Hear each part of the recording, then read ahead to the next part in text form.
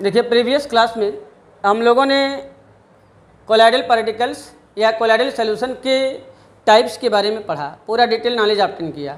अब हम लोगों को टॉपिक स्टार्ट करना है methods for the formation of colloidal particles, preparation of colloid.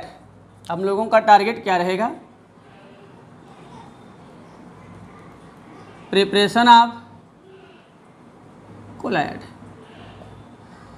Preparation of colloid का टॉपिक हम लोगों को स्टार्ट करना है।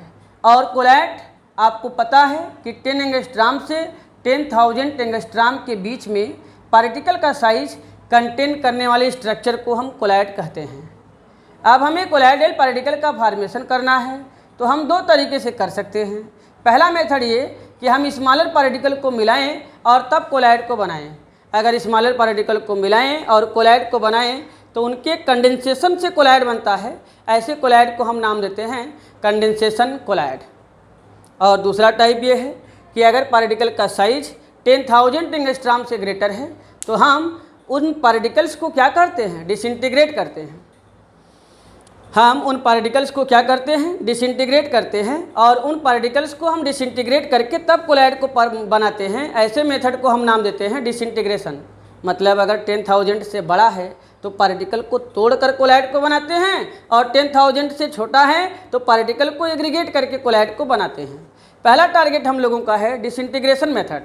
पहला जो मेथड हम लोगों को पढ़ना है डिसइंटीग्रेशन मेथड।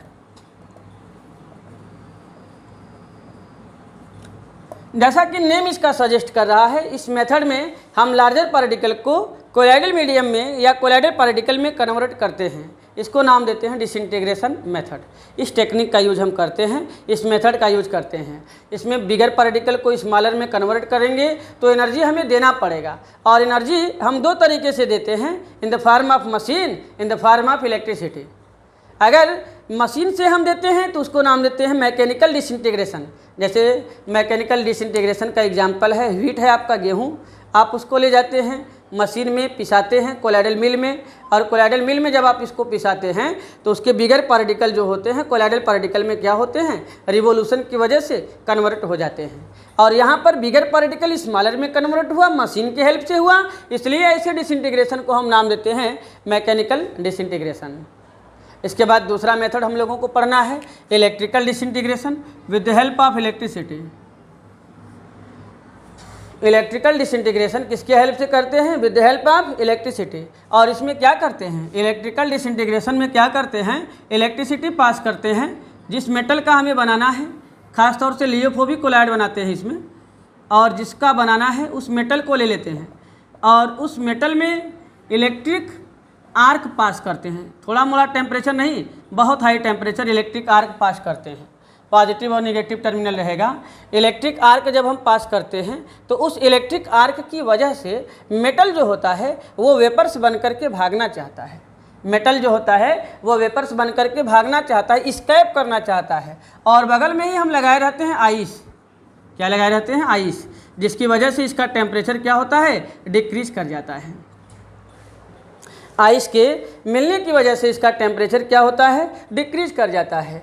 पहले ये स्केप करना चाहता था, लेकिन आइस के मिलने की वजह से इसका टेम्परेचर क्या होता है? डिक्रीज कर जाता है। और वो जो मेटल बना था वो मेटल आइस के साथ कंबाइन कर जाता है, आइस की वजह से कंबाइन कर जाता है, और उसका वेपर्स कलेक्ट होकर के इस डिस्पर्सन मीडियम में डिजॉल्व होकर के किसका फॉर्मेशन करता है?